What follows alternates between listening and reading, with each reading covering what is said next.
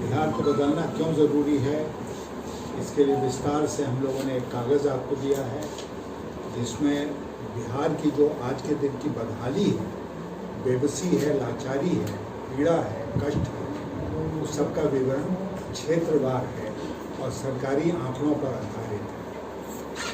तो आप देखेंगे उसमें कि कोई भी क्षेत्र आप उठा लीजिए, शिक्षा का उठा लीजिए, स्वास्थ्य का उठा लीजिए, किसानों का उठा लीजिए, उद्योग का उठा लीजिए, एम्प्लॉयमेंट का उठा लीजिए, महिलाओं का उठा लीजिए, माइनॉरिटीज़ का उठा लीजिए, दलितों का उठा लीजिए, कोई भी क्षेत्र आप उठा लीजिए तो आप पाएंगे वहाँ बदहाली है।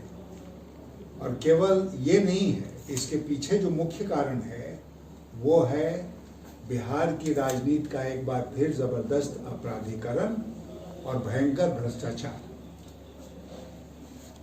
आज बिहार में सृजन घोटाला भी पीछे छूट गया है और एक से एक घोटाले हो रहे हैं, जिसमें कि आज एक एस्टिमेट घोटाला है। 50 करोड़ का काम करना है तो 100 करोड़ का एस्टिमेट बनता है, बाकी का 50 करोड़ किसी के पॉकेट में जाता है। उसी तरह जब ये कोरोना काल शुरू हुआ और कोरोना से संक्रमित मरीज आने लगे बाहर से, तो यहाँ क्वारंटीन करने का प्रावधान किया गया। हर क्वारंटीन सेंटर में घोटाला हुआ है और ये कभी संभव नहीं होता अगर इस सब के पीछे सरकार का वरद हस्त नहीं होता।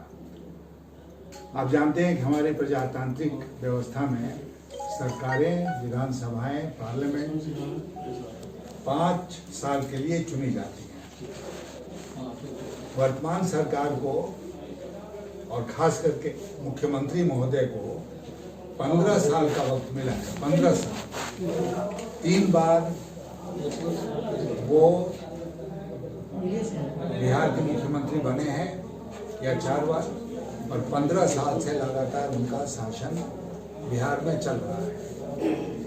उन्होंने बिहार की जनता के साथ घोर नाइंसाफी की है, वादा खिलाफी की है और वही नतीजा है कि आज बिहार इस गर्त में है।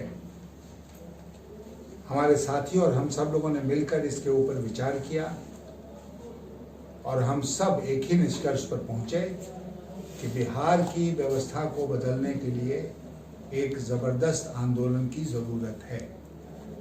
जेपी आंदोलन जो 1974 में शुरू हुआ था, उससे कहीं ज्यादा कारण आज के दिन है आंदोलन करने के। तो हम लोगों ने एक आंदोलन की शुरुआत की है बिहार में, एक बेहतर बिहार बनाने के लिए। ये दूसरी बात है कि अब बिहार में चुनाव भी होने वाले हैं और आप जानते हैं कि किसी भी प्रजातांत्रिक देश में चुनाव के द्वारा ही सरकारें बदली जाती हैं, कोई खूनी क्रांति नहीं होती है।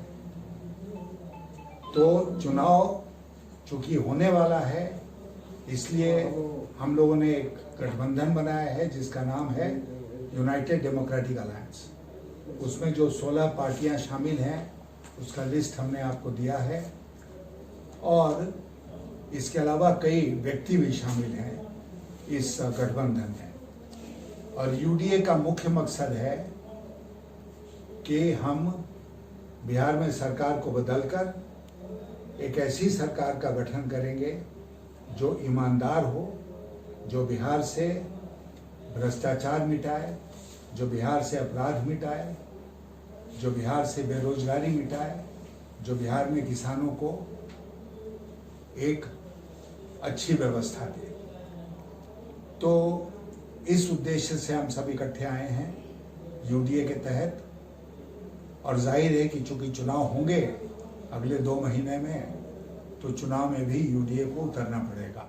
बयान देते हैं, कोई बाहर क्षेत्र में नहीं निकल रहा है, हम ही लोग अकेले क्षेत्र में निकल रहे हैं और जनता से सीधा संवाद कर रहे हैं।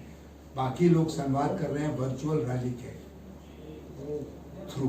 और अभी जो नीतीश बाबू ने कहा है कि वो वर्चुअल रैली करेंगे बिहार की जनता के साथ 7 सितंबर को, तो हमने कल पत्रकार वार्ता में कहा कि एक उस रैली में जिस तरह का इंतजाम वो लोग कर रहे हैं, कम से कम 70 करोड़ रुपया खर्च होगा। तो जो बहुत धनवान पार्टियां हैं उनके लिए आसान है 80 करोड़ रुपया खर्च कर देना एक वर्चुअल रैली के ऊपर। हम लोगों के लिए संभव नहीं है, इसलिए हम लोग जनता के बीच में सीधा जा रहे हैं और आज यहाँ पर आए हैं लखीसराय।